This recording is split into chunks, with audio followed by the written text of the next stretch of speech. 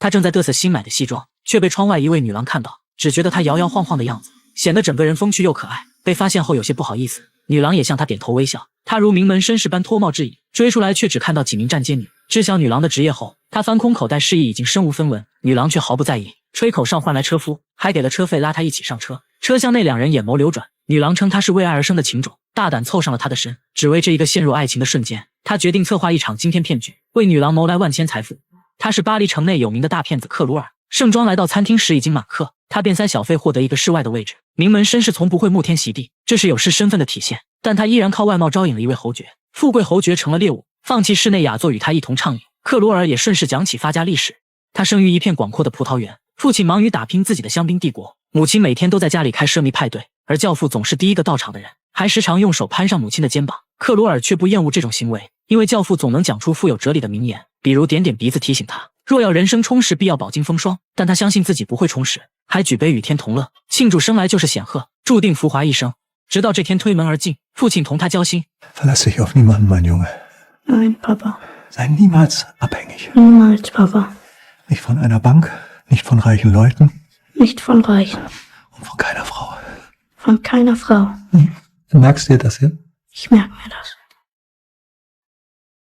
第二天父亲便自尽了，商业帝国经营不善，家里彻底破产。克鲁尔从高处坠落，正式开始充实人生。他小小年纪就得工作，饱受世俗摧残。母亲和教父开了个小餐馆营生，他则睡在厨房，油烟味浸透被套，也浸满他的未来。他不会接受贫穷是他的宿命，总想再回到高处举杯摇柱。等他一长大，就把主意打到教父身上。教父年轻时曾在巴黎大酒店入职，他便提到哈姆雷特，一位复仇之子。哈姆雷特的父亲死后，叔父便和母亲成婚，言外之意是不把他送去巴黎。他便效仿哈姆雷特举起复仇之刃。教父本就行事不端，马上答应给他写大酒店的推荐信，还把领带里的私房钱也全都给他，让他去置办一身行头。他便是在成衣店遇见爱情，一个永远萦绕在他心间的女郎。讲到感情经历，侯爵就更来劲了，因为他最近也陷入爱情，又叫了一瓶香槟，要跟克鲁尔不醉不归。 Wie hieß sie denn? Anna. Schöner Name. 他与安娜陷入热恋，却没有耽搁他前往巴黎的计划。但国家有服兵役的制度，他又再次面临一道难关。本想装成身体不适，现场却有人癫痫发作，军医已经身经百战，一眼就看出是在装病逃兵役。克鲁尔临危不乱，迅速转变策略，身体疾病不行，精神疾病倒是尚可一战。于是他热情出演战，还不如厨房的群居宿舍。同行说这里很累，还赚不到钱，但是不能辞职，因为有一大堆人等着抢这份工。他刚把行李放下，就被领班的大佬收保护费，工资和小费要抽10个点，非法收入则要抽一半。他还无法理解是什么非法途径，领班的手已经凑了上来。他终于反应过来，在巴黎什么都能卖，而年轻漂亮的身体总能获得更多的机会。他马上把被敲诈的事情报告给经理，但经理和领班同流合污，当场就给了他一个下马威。他还不死心，又检举到总经理那里，总经理也不打算处理这件事。若说厨房是藏污纳垢的地方，社会又何尝不是一个大厨房？既然公平和正义不存在，他索性张开了怀抱，要迎接暴风雨的洗礼。第一个机会来临时，他还很无措，只是乖乖把这位夫人送到门口。夫人却将他引到房间内，还要求他帮忙脱掉衣服，否则就要投诉他。他贴心伺候着，夫人取下一枚胸针，嵌进他的手掌心，等鲜血溢出时，这枚胸针就已经属于他。包括坐到马桶上，任凭夫人胡作非为。晚上领班搜身时，他交出了一枚胸针和一枚戒指。领班要求他拿到古董店卖掉，并告诉他价值超过2000法郎，古董店老板最多出到800，而领班要拿到400。但这只是一个低级诈骗局，古董店老板实际开出的价格是200。若要填补400的空缺，克鲁尔一顿忙活下来，就得道歉资本家200块。克鲁尔自然不会让这种事情发生，他拿了胸针转身要走，老板提醒他，只要稍微跟同行打个招呼，出了这个门没人敢收这件货。克鲁尔同意老板又降到150的价格，也善意提醒老板。Durch übertriebenen Geiz gefährden sie den Fortgang von Verhandlungen, die kaum begonnen haben. Sie lassen die Möglichkeit außer Acht, dass diese Brosche und dieser Ring nicht der hundertste Teil 做长线的可能。乐呵呵掏出了800块，他有惊无险，又胜一局。夫人很快提拔了克鲁尔，他从电梯男孩变成了服务员，可以在酒店中随意走动。他光靠面容便能让人丧失判断力，再加之聪慧头脑和贴心服务，要在巴黎搏出位并不难。很快成了酒店里炙手可热的星星，要欣赏他的客人们大排长龙，其中不乏有高高在上的勋爵，甚至是还未成年的少女。而最让他惊喜的客人是来到巴黎寻爱的女友安娜。安娜的人生中并不缺乏勇敢的光辉时刻，却都不及这一次。身无分文便敢远走他乡，于是克鲁尔给他介绍了一份经济来源，不远处安静看报的侯爵。ist sehr reich und gutmütig. Und hässlich ist er auch nicht. Geh zu ihm hin und sag ihm, dass dir aufgefallen ist. Ich weiß, wie ich ein Gespräch anfange. Ich liebe dich. Natürlich. 带着克鲁尔这份爱，莎莎走向了侯爵，刻意将手帕丢下。等侯爵为她拾起时，另一段刻骨男人。正因侯爵已经养尊处优太久，才不会想从高位下坠，也绝不会为了莎莎放弃财产继承。莎莎一直躲在暗处观望两人谈话，突然来了个男人，对他开出3法郎的价格。他将男人骂走，深知若无法抓住侯爵，就只能一次次用3法郎贱卖自己。而对克鲁尔的万千深爱，画不出一个果腹的面包。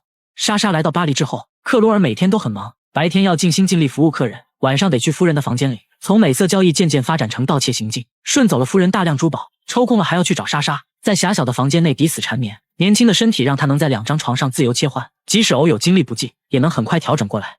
夫人已经爱上了他，也知道他不过是偷珠宝的窃贼，开始还会庆幸自己有被诈骗的价值，真正动心后，则盼望这场虚假交易背后能有真心。但克鲁尔只想靠夫人在巴黎站稳脚跟，他对夫人有尊敬却无真情。这边占据他全部心思的莎莎，也不再满足于地下恋情，他坦言跟侯爵一起很有安全感。克鲁尔突然沉默了，安全感正是他给不了莎莎的。直到莎莎一口水喷在他脸上，克鲁尔才缓过神来。莎莎希望克鲁尔不再诈骗，而是自力更生做点小生意，和他结婚生子，周末一家3口去散步，1年还能去一次便宜的旅行。但这种未来对克鲁尔来说太糟糕。Aber wäre das tatsächlich so schlimm?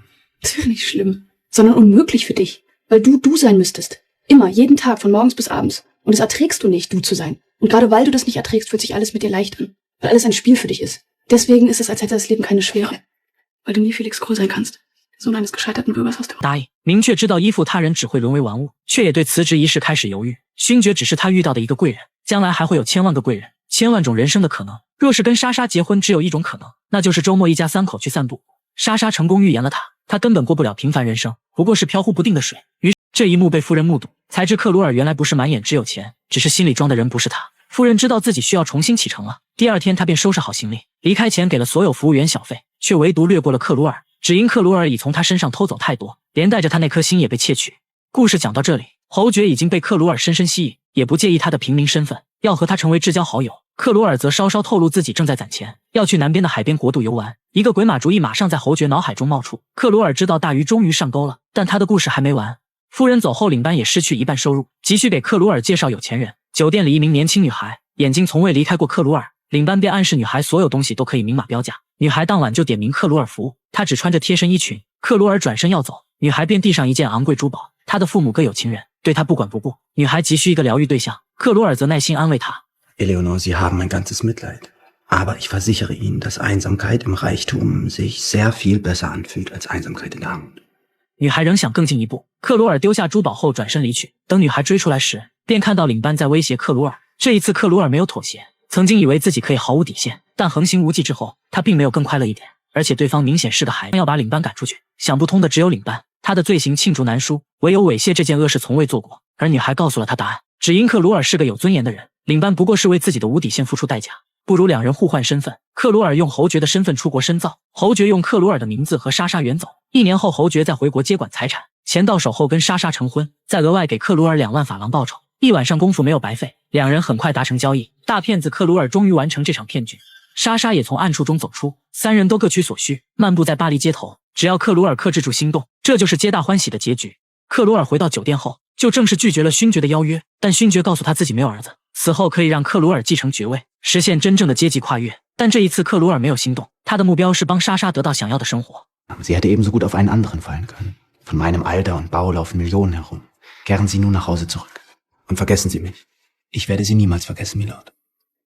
第2天，克鲁尔和莎莎在火车上见面，两人先是深深一吻，明显都放不下对方，却只能在侯爵赶到时放开彼此。侯爵应付完父亲后，便与两人坐在一起。克鲁尔将骗来的钱都给了侯爵和莎莎，让他们1年内衣食无忧，他则得到侯爵所有身份证件和资源。这个局原本天衣无缝，分开时克鲁尔还是心有不甘。Ich wünsche Ihnen ein langes und glückliches Leben mit Felix Kroll. Verstehe. Sie müssen nichts mehr sagen. Sie haben gestern sehr viel geredet. Und deswegen verstehe ich jetzt umso mehr. Und gerade weil du alles verstehst, komme ich mit dir. 教授对克鲁尔的学识很是满意，也劝慰他。他来到教授的别墅中做客，这天正在打球时，突然收到葡萄牙国王的召见。这本是荣耀，但国王认识侯爵，一下子就能发现他是冒牌货。克鲁尔当下就想逃跑，教授的女儿追出来，两人聊没2句，女孩便对他表达爱慕之意。亲吻中，他仿佛看到了莎莎，他逃跑就会连累爱人。人生路是不进则退，爱情路则是有进无退，他必须留下来为莎莎冲锋陷阵。莎莎一开始就没有看错他，一个为爱而生的情种。进宫这天，克鲁尔很是忐忑，国王被完全陌生的假爵下了一支真侯爵，而是妙语连珠，让国王短时间内认可他的个人魅力，还马上臣服在国王脚下，暗示国王无论真假侯爵都已经做好赴汤蹈火的准备。相较于之前真爵，国王明显更喜欢现在的假爵，于是国王没有拆穿克鲁尔，他又顺利渡过难关。纵观全局，克鲁尔的骗术从不如何高深莫测，只是在这个人生故事的每一段语境中，都完美服务了自己所扮演的角色。就如莎莎曾经警告过他，人绝对不能脱离自己的角色。现在的他每一天都会想起莎莎，所以每一天都完美扮演侯爵，守护着莎莎想要的平稳生活。记忆中自录的父亲正在为他骄傲，克鲁尔也举杯遥祝，只是这一次不再庆幸生来显赫，而是经着风云莫测的浮沉人生，如水般不稳定也并